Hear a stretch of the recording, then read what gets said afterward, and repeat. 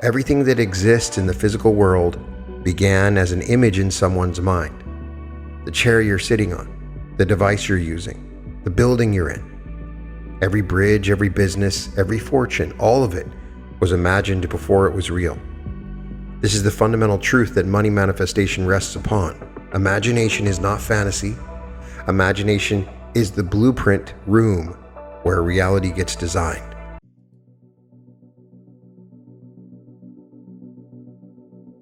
Welcome to the Reality Revolution. I'm your host, Brian Scott. And today, I'm going to give you the money manifestation blueprint, a complete system for financial transformation. There is a blueprint for manifesting money, a systematic architecture that, when followed completely, produces financial transformation with remarkable consistency. The masters understood it. Neville Goddard taught pieces of it.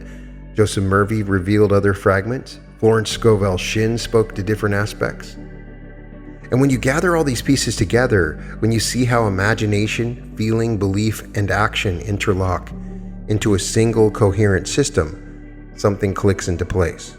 That click is what I want to give you today. Imagination is the engine of all creation.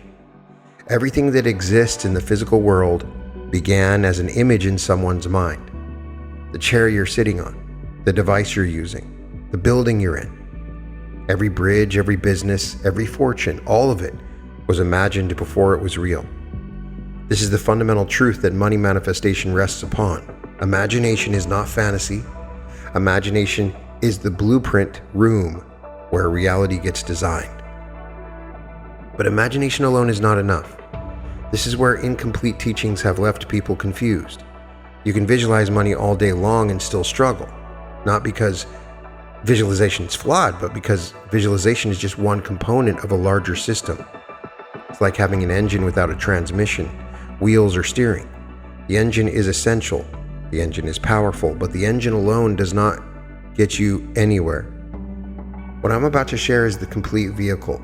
This is the synthesis of everything I've learned from studying the great teachers of mental science, the reality creation models of modern researchers, and my own years of experimentation and refinement. 7 components that work together as an integrated system. Miss any one of them and the results become unpredictable. Include all 7 and money begins moving towards you with a consistency that will eventually stop surprising you. This is what makes this blueprint different. It doesn't ask you to abandon what you already know. If you've been practicing affirmation, good. We will show you how to make them penetrate deeper. If you've been visualizing, excellent. We will show you how to construct images that your subconscious cannot distinguish from memory. If you've been working on your beliefs, perfect. We will show you where that work fits in the larger architecture. Everything you've learned has value. Every activation we've done has helped. So you're not starting over. You are completing a structure that may have been missing key elements. The masters knew that imagination properly applied is the most powerful force available to human beings. They knew that images we hold in mind, charged with feeling, sustained with faith, and followed with aligned action, become the experiences of our lives. They knew that poverty and wealth alike begin in consciousness before they manifest in bank accounts. The blueprint is built on their wisdom. Let me show you how to use it. The first component is the internal audit. Before you can change your financial reality, you need to understand what is currently creating it. Most people skip this step entirely.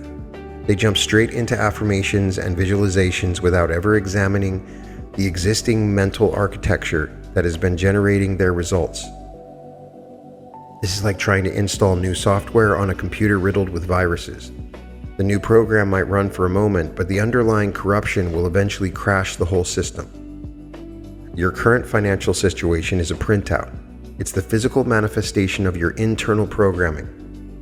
Every belief about money you absorbed from your parents, every conclusion you drew from early experiences, every cultural message about wealth that seeped into your subconscious before you were old enough to question it.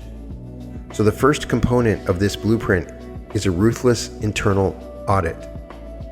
Grab a pen and paper. This part requires writing because writing forces precision that thinking alone allows you to avoid. Start with your earliest memories involving money. What was the atmosphere in your household around finance? Was money discussed openly or treated as a shameful secret? Did your parents fight about it? Did one parent control it while the other begged for access? Was there a sense of ease and flow or perpetual anxiety and scarcity? Write down the phrases you heard repeatedly. Money doesn't grow on trees. We can't afford that. There's not enough. Rich people are greedy. You have to work hard for every penny. These phrases became commands that your subconscious has been faithfully executing ever since. Now examine your relationship history with money. Think about every job you've had. How did you feel asking for raises? Did you undersell yourself in negotiations? Have you chronically undercharged for your work? Write down specific instances where you accepted less than you deserved. You can pause it and then come back. Think about windfalls. Have you ever received unexpected money? A gift, an inheritance, a bonus, a tax refund? What happened to it? Did it slip through your fingers almost immediately? Did you feel guilty having it? Did you find ways to sabotage or squander it? The pattern of how you handle unexpected money reveals your true set point. Look at spending patterns. Do you deprive yourself of things you could reasonably afford because somewhere deep down you feel unworthy of comfort or pleasure? Or do you overspend compulsively as if trying to prove something to yourself or others? Both patterns reveal underlying beliefs that are sabotaging your wealth. Now go deeper. What did you decide about yourself in relation to money? Not what you were told, what you concluded. Maybe you decided you were the kind of person who would always struggle. Maybe you concluded that wanting money made you shallow or bad. Maybe you determined that wealth was for other people, people unlike you, with advantages you would never have. Consider what you believe about wealthy people. When you see someone driving an expensive car, what is your first thought?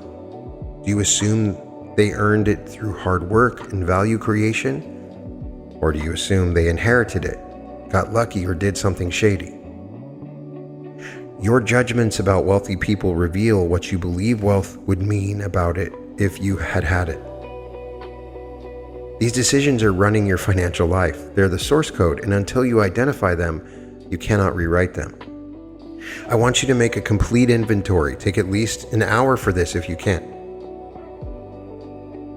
Write down every belief about money you can identify, about earning it, keeping it, spending it, deserving it, and what it means about a person who has it. Be thorough, be honest. No one will see this but you. Here's the part most people resist. You have to feel appreciation for these old programs even as you prepare to release them. They were trying to protect you. If your parents struggled with money and you developed beliefs about scarcity, those beliefs were your psyche's attempt to prepare you for what it assumed was inevitable. If you decided wanting money was bad, that decision probably protected you from the pain of wanting something you believed you could never have. So thank these old patterns genuinely. Then tell them their services are no longer required. Write this down. I release all inherited beliefs about money that no longer serve my highest good. I am free to create a completely new relationship with wealth. Then, one by one, take each limiting belief you identified and write its opposite. There's never enough becomes there's always more than enough. Rich people are greedy becomes wealthy people are generous and create value for others. Or I have to struggle to earn money becomes money flows to me easily in exchange for the value I provide. This is your foundation. Without it, everything that follows will be built on unstable ground. The second component is the decision point. Here's something almost nobody tells you about manifestation. It only works after a real decision has been made. A real decision. Not a preference or a wish. Not a wouldn't it be nice, but a decision. In the original sense of the word, decide comes from the Latin decidere, meaning to cut off. When you truly decide something, you cut off all other possibilities. You eliminate the option of things staying the same. Most people have never actually decided to be wealthy. They've hoped for it. They wanted it. They've thought it would be nice, but they have maintained a back door, a mental escape hatch that allows them to retreat to their current circumstances if the manifestation doesn't work. That back door is the problem. The universe responds to commitment, not preference. Your subconscious mobilizes for decisions, not wishes. As long as you're hedging, as long as some part of you is preparing for this to fail, you are sending a split signal, and a split signal produces split results. So here's what I need you to do. I need you to understand the weight of this. Decide right now. Make the decision that your financial life is changing. Make the decision that you are becoming wealthy. Make the decision that money is flowing to you in amounts that will transform your existence. And then burn the boats. In 1519, Hernán Cortés landed in Mexico with 600 men to conquer an empire that had millions. His first order was to burn the ships they had arrived on. There would be no retreat. They would conquer or they would die. Your decision needs that kind of finality. This means you stop entertaining thoughts of failure. When your mind offers you scenarios of staying stuck, you refuse them.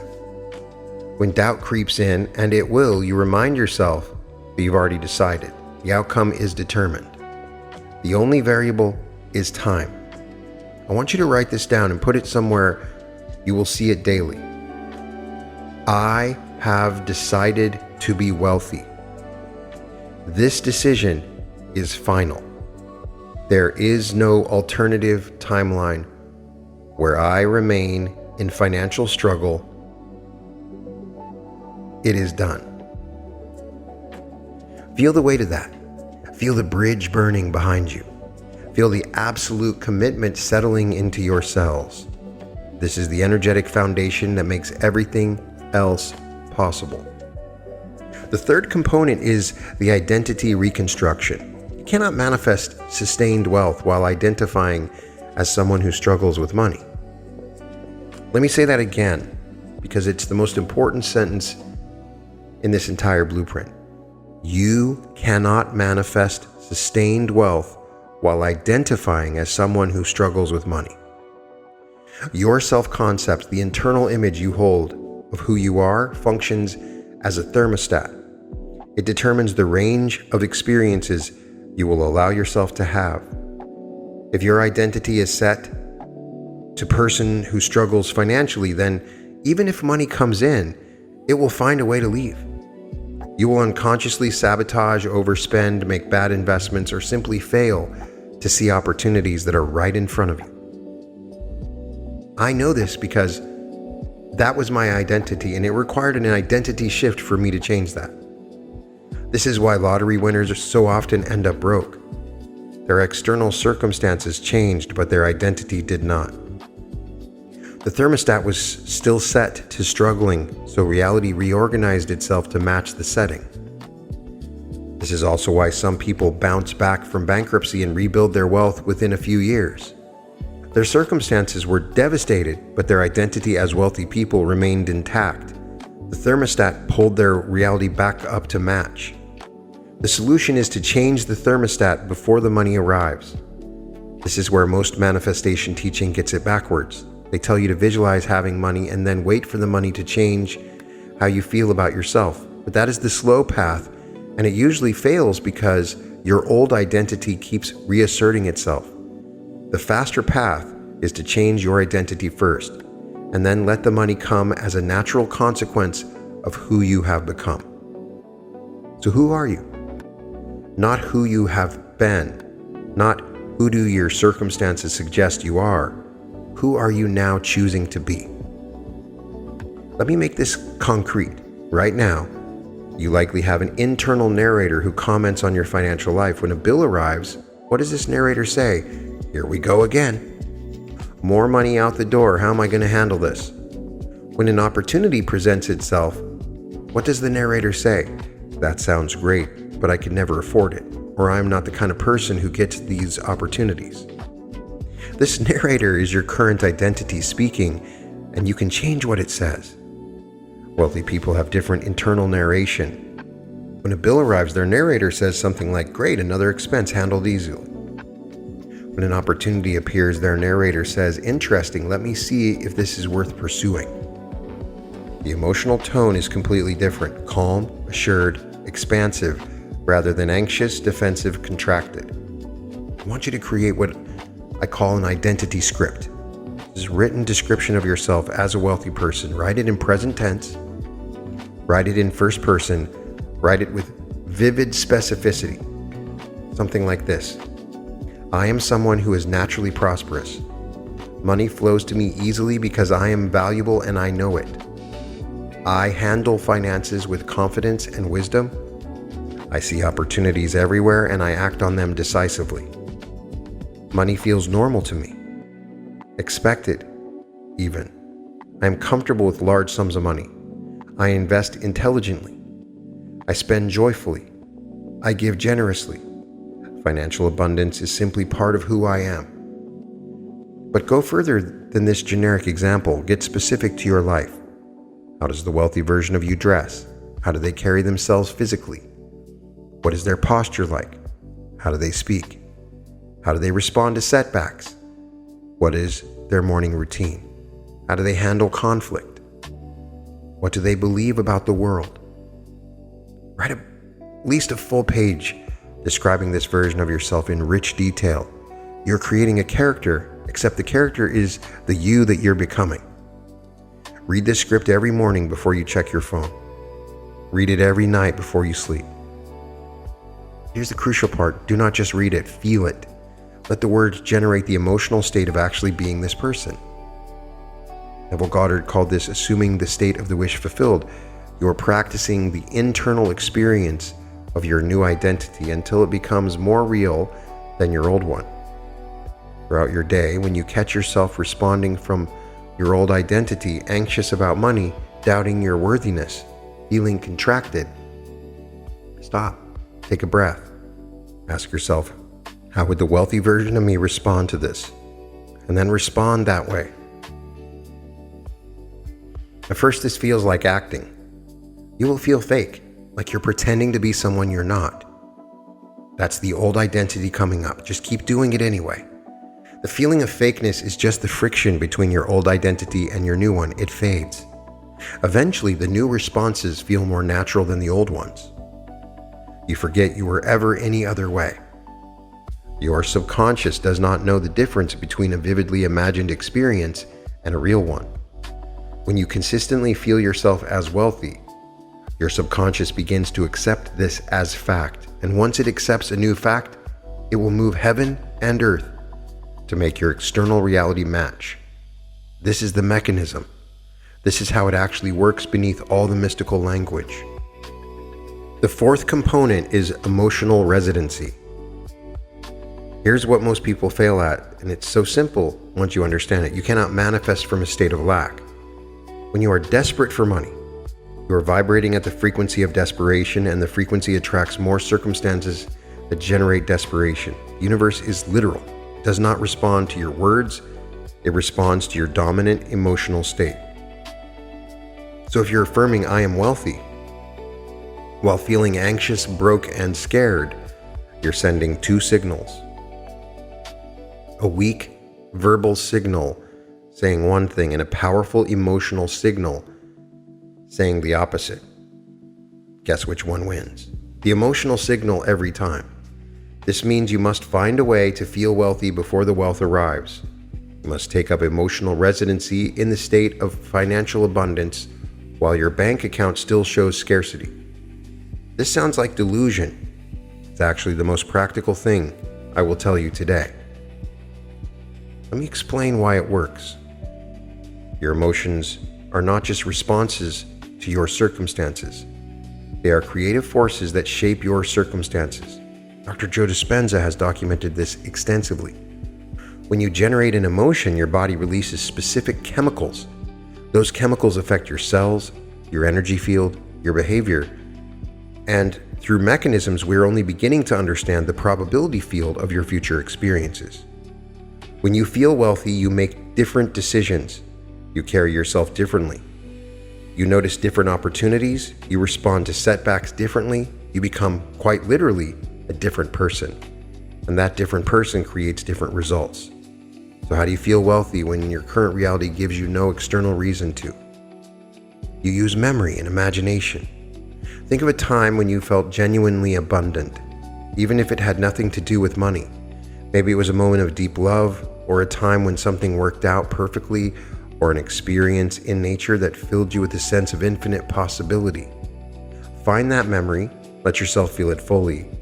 Notice where in your body you feel it. This feeling, this specific vibration, is your access point. Now, while holding that feeling, add the context of wealth. Imagine checking your bank account and seeing a number that makes your heart sing. Imagine paying for something without a moment of worry about whether you can afford it. Imagine giving a large gift to someone you love just because you can. Let these images intensify the feeling. Stay there. Marinate in it. Let every cell of your body absorb the frequency. This is your daily practice, twice a day, morning and evening. Take 5 minutes to enter this state. Over time, it will become more accessible. Eventually, it will become your default. And when it becomes your default, your external reality will have no choice but to rearrange itself to match. The fifth component is a specific vision. The universe responds to clarity. Vague intentions produce vague results. I want more money is too fuzzy to manifest effectively. The subconscious needs specific instructions. Quantum field needs a clear image to collapse into form. So if I told a builder, I want a house, they would stare at you, waiting for more information. How big? What style? How many rooms? What materials? Where? Without specifics, nothing can be built. The same principle applies to manifesting wealth. You're the architect. You need to provide detailed blueprints. This is where you get precise about what you're creating. How much money do you want? Give a number. A specific number. If that feels scary, if you find yourself resisting putting a concrete figure down, notice that resistance. It's showing you a limiting belief. You might be afraid to commit to a number in case you fail to reach it. You might feel unworthy of a large sum. Whatever the resistance, it's useful information, but push through it anyway. Pick a number. And pick a number that actually excites you. One of the mistakes I see constantly is people choosing reasonable numbers, amounts that seem achievable based on their current circumstances, but manifestation does not work from your current circumstances. It works from your imagination. $1 million is no harder to manifest than $10,000. If your belief and feeling are equivalent, so choose a number that genuinely lights you up. Now, what do you want that money for? Get specific. Write down exactly what your life looks like with that amount of money. Where do you live? What does your home look like? What car do you drive? What experiences do you have regularly? How does your daily routine differ from your current one? The more sensory detail you include, the more power the vision will have. What do you see when you walk through your home? What sounds fill the space? What textures do you feel? The fabric of your couch, the floor beneath your feet, the sheets on your bed. What smells are present? What tastes define your wealthy life? Go through a typical day in this wealthy life. You wake up where? In what kind of bed? What do you see when you open your eyes? You get ready. What does your bathroom look like? Your closet? You have breakfast. What are you eating and where? Continue through the entire day with this level of detail. Then go through specific scenarios. You're paying bills. How does that feel? What is the balance in your checking account after you pay them? You're making a major purchase. How do you feel as you hand over your card or write the check? You're looking at your investment accounts. What numbers do you see? How does your body feel seeing those numbers? Neville Goddard was insistent on this point. You must construct a vivid scene that implies your wish has already been fulfilled. The scene's so specific, so sensory rich, that when you enter it in your imagination, your nervous system cannot distinguish it from lived experience. Choose one scene, just one. A scene that, if it were happening, would mean your financial transformation was complete. The key is that this scene must imply the wish fulfilled. It must be something that could only happen if you already had the wealth. choosing a scene of receiving the money is less powerful than choosing a scene of already having integrated it into your life. Maybe it's a scene of you checking your investment portfolio and feeling deep satisfaction at the numbers. Maybe it is a conversation with your partner about which property to buy next.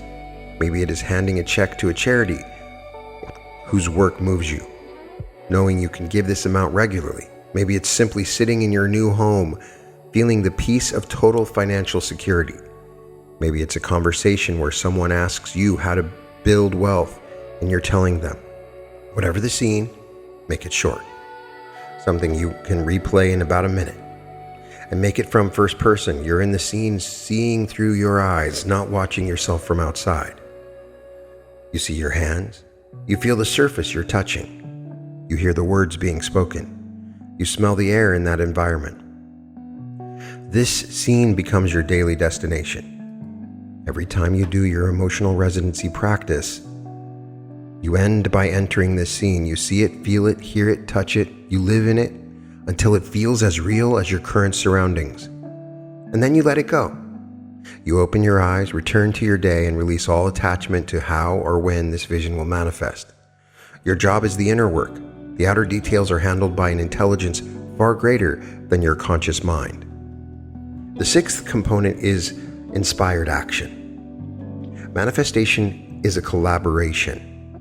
There is a dangerous teaching floating around that suggests you simply have to think and feel correctly and then money will fall from the sky. That you should wait for the universe to magically deposit funds in your account without any action on your part. This is a misunderstanding of how the system works. The truth is that the universe moves through people, through opportunities, through action. The words law of attraction include the word action in it. Your inner work opens doors and creates possibilities that did not exist before. But you still have to walk through those doors. You still have to say yes to the opportunities. You still have to take action, but a specific kind of action. I call it inspired action to distinguish it from the frantic hustle that comes from fear. Oftentimes, it feels very simple and easy. Fear-based action is exhausting. It is grinding, pushing, forcing, trying to make things happen through sheer effort.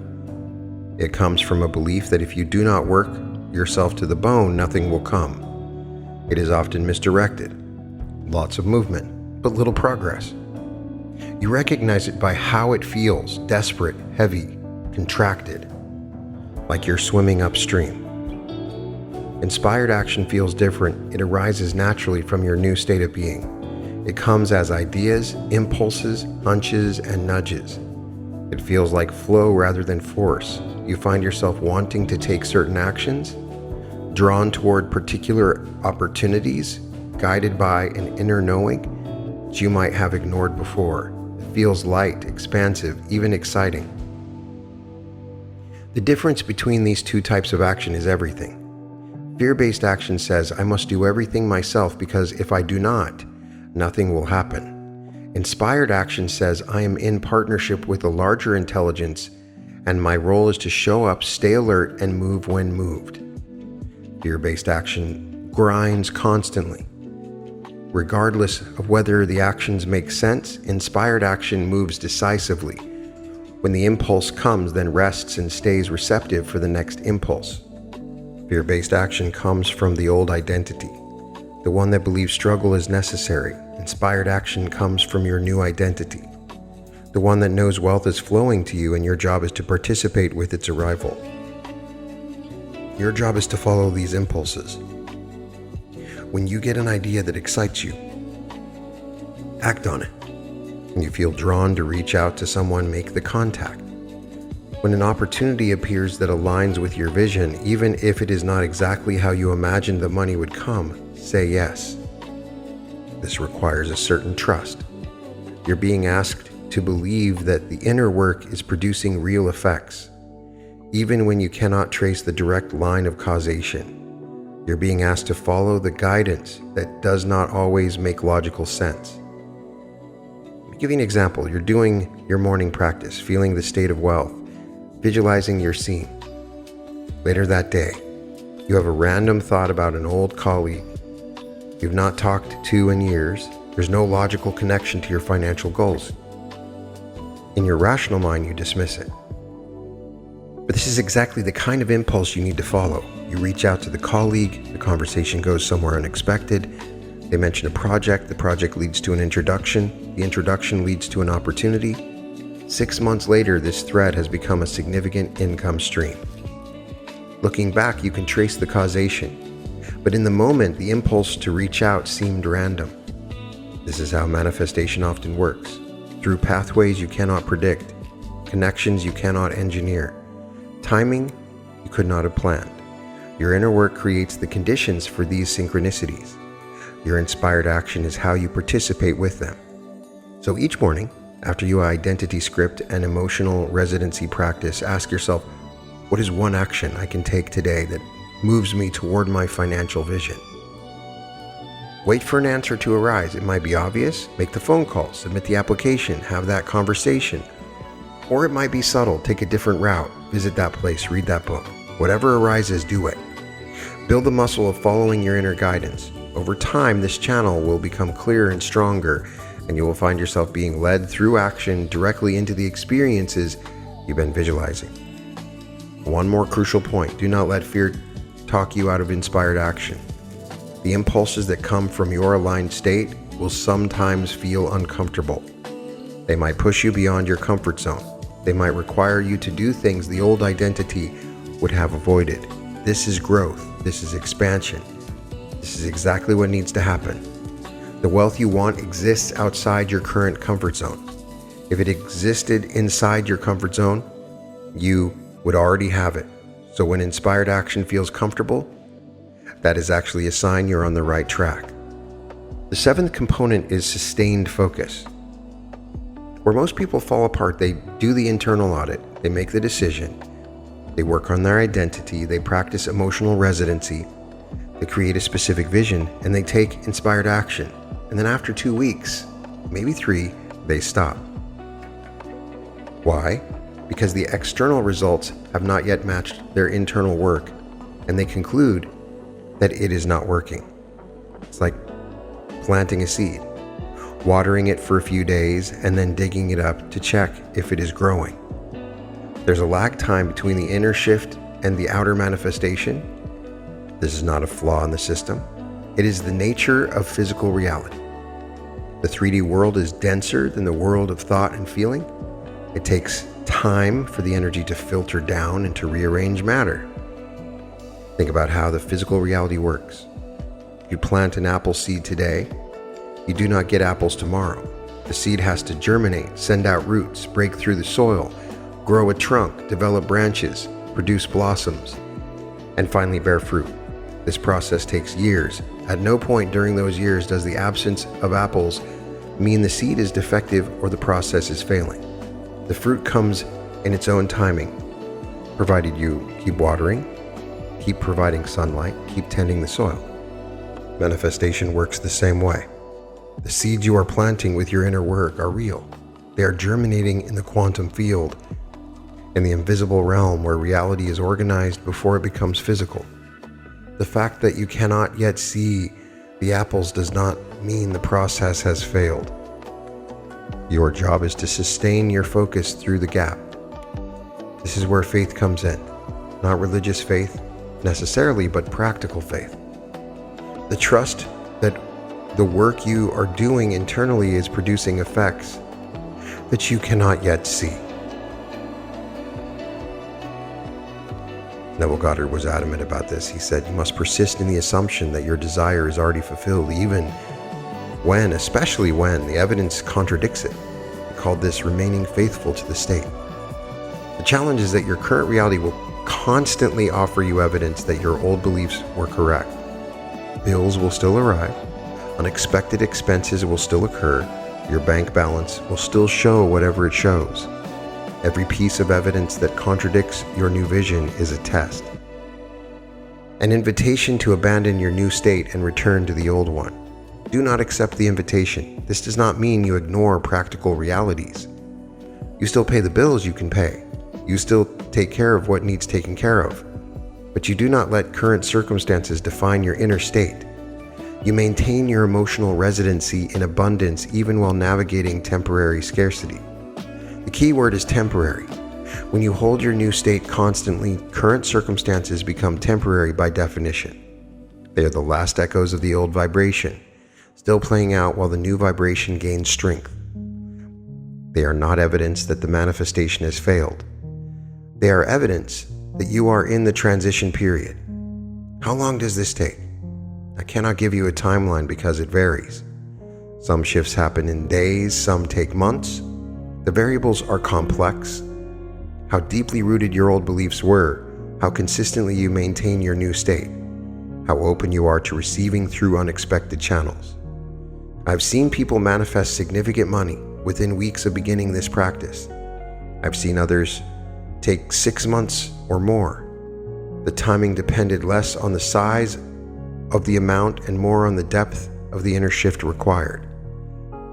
But I can tell you this, it always works if you persist.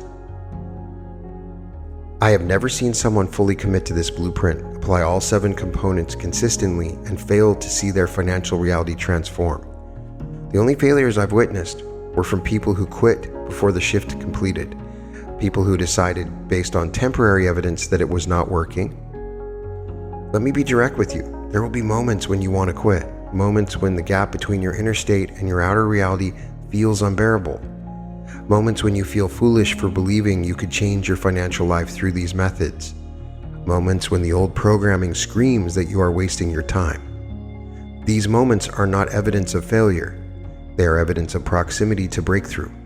The resistance always intensifies right before the shift completes. Your old identity does not want to die, and it will fight for survival with everything it has. Push through it anyway. So the 7th component is simply this: do not quit. Build this practice into your life in a sustainable way. Make it as routine as brushing your teeth. Not an extra thing you are doing for a while, but a permanent change in how you operate. 5 minutes in the morning, 5 in the evening, that's all this practice requires. Plus, whatever inspired action arises through your day. It's not a massive time investment. It's not hard. It is a redirection of attention that you are going to spend somewhere anyway. Create an accountability structure if you need them. Track your practice in a journal. Find others who are doing similar work and check with each other. Do whatever you need to do to maintain consistently through the gap. I recommend you join my school group. You can find it in the description. It's at skool.com/reality revolution, where you can state your goals and others can keep you accountable, and you can work in a mastermind toward those goals. Keep going until your outer reality matches your inner state, and then keep going, because there are always new levels to reach, new expansions to experience, new possibilities to manifest. Let me summarize what you now have. First component is the internal audit, identifying and releasing the old programming that has been creating your current results. Secondly is the decision point, making a real, final, boats burn decision that your financial life is changing. The third component is the identity reconstruction, rewriting your self-concept to match the wealthy person you are becoming. The fourth is emotional residency, learning to feel wealthy before the external evidence arrives. The sixth is the specific vision, creating a detailed, sensory-rich scene that implies your financial wish is fulfilled. The sixth is inspired action, taking guidance-led action in collaboration with the manifestation process. And the seventh is sustained focus, persisting through the gap between inner shift and the outer result. That's the complete system. These 7 components working together create a comprehensive approach that addresses every level of the manifestation process: belief, decision, identity, emotion, imagination, action, and persistence. Most teachings give you 1 or 2 of these and present them as the whole solution. Now you understand why they so often fail. You were trying to drive with just a steering wheel, or just an engine, or just wheels. You need the whole car, and now you have it. I want to leave you with something that goes beyond technique. The real secret of money manifestation is that it's not really about money at all. Money is energy. It's a form of exchange, a representation of value, a tool for creating experiences. The reason you want money is because of what you believe it will give you: security, freedom, options, the ability to help others, the chance to live fully. These things are actually what you're manifesting. The money is just the delivery mechanism. When you understand this, something shifts. You stop chasing currency and start embodying the states you believe money will provide. You realize you can feel secure right now. You can feel free right now. You can feel generous and expansive right now. Paradoxically, when you stop needing the money to feel these things, the money comes faster. This is the final piece of the puzzle. Hold your vision, do the practice, take the action, but do it all from a place of already being complete, not desperate, not grasping, not feeling like something is missing that money will fill. You came to this episode looking for the answers. I have given you a complete blueprint, every component you need to transform your financial reality. But information alone changes nothing. Application is everything. So here's my challenge to you. Implement this blueprint for 90 days. Not half-heartedly, not when you remember, fully and consistently. Every single day, all 7 components working together. At the end of 90 days, your relationship with money will be fundamentally different. Your circumstances will be shifting in ways you can already feel beginning, and you will have proven yourself through direct experience that you have the power to create your financial reality deliberately. You're not someone to whom money happens. You are someone who creates wealth through the focused application of consciousness. The blueprint is in your hands. You can find all episodes of The Reality Revolution at therealityrevolution.com. And welcome to The Reality Revolution.